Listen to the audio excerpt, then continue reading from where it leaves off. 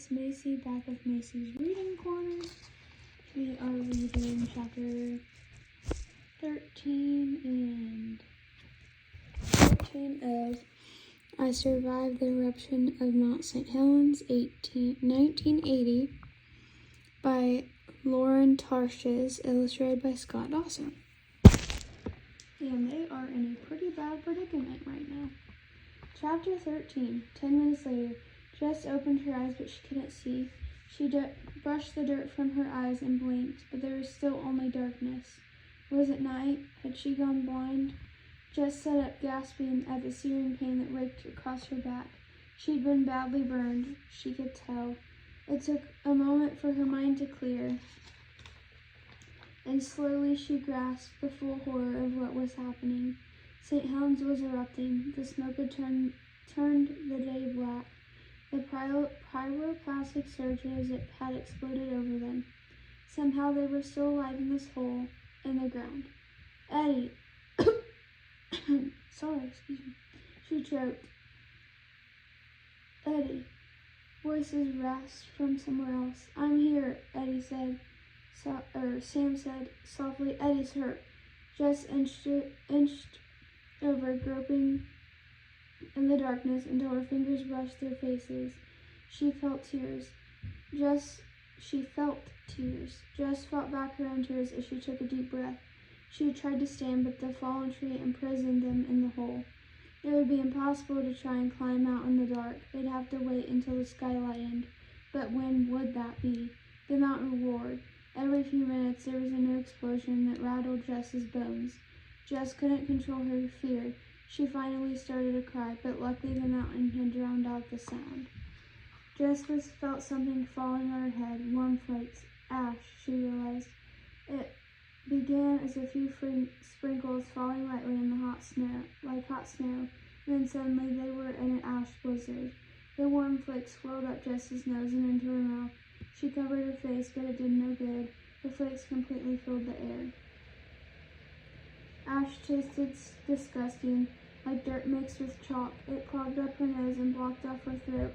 She coughed hard and blew her nose and spit out mouthfuls, but it was coming down too quickly. She couldn't clear her nose and mouth fast enough. The boys hacked and gagged too. They would all suffocate if this kept up. Then Jess had an idea. Pull your shirt over your face, she cried. Jess reached below for her red sweatshirt.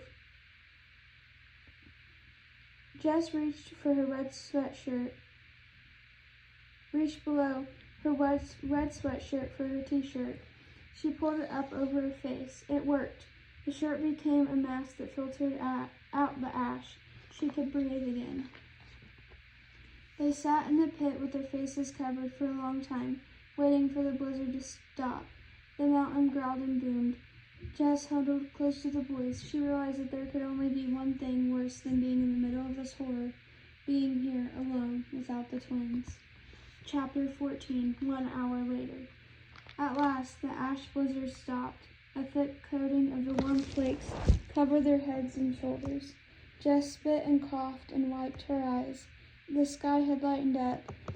Finally, they could see well enough to climb through the tangle of limbs that covered the hole. She made her way up until she was high enough to see the forest, except it was no longer a forest.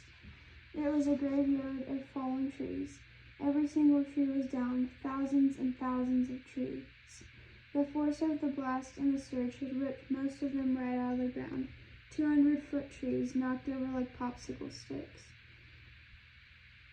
Some had been uprooted, others snapped like twigs. If Jess and the twins hadn't been deep in that hole, they would have all been crushed. The cabin was smashed under a huge fir tree. Everything was covered with a thick coating of gray ash, but there was a sight even worse than the ruined forest, the mountain. With the trees down, Jess had now had a perfect view of St. Helens, or what was left of St. Helens. It looked as though it had been smashed by a giant hammer. Its sparkling peak was gone. In its place was a gaping black mouth vomiting up smoke. Jess had never seen anything so hideous. She slammed her eyes shut and turned away. She climbed back down into the hole again, and now she could really see the boys. Their faces were plastered with white ash and smeared with blood. They looked like two battered ghosts. Sam was staring down. Jess followed his gaze to his thigh. His pants were torn. What was that on his leg? It didn't look like skin. Ripped up and blackened, it looked like burnt meat. Jess gasped, "Oh, Sam!" Then she looked at Eddie. She couldn't see his wounds, but from the glazed look in his eyes, she could tell that he was hurt badly too. Both of the boys were shivering, but they needed to find help, now. But how? The boys couldn't stand, and Jess wouldn't be able to carry even one of them out. It was hopeless. They would have to sit there and wait for help to come. Jess looked up, praying that she'd see Mr. Rowan peering down into the hole, but how would he get to them?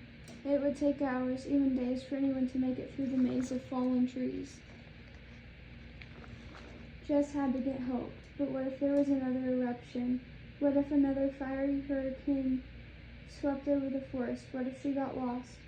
Hundreds of terrible questions swirled through her mind, and none had answers. But that didn't matter, Jess realized. "I'm going to get help," she said, fighting back tears. "I'll be back very soon." The boys didn't seem to hear her. Both seemed to be drifting away. Sam's eyes were closed. He was shivering even harder now. Jess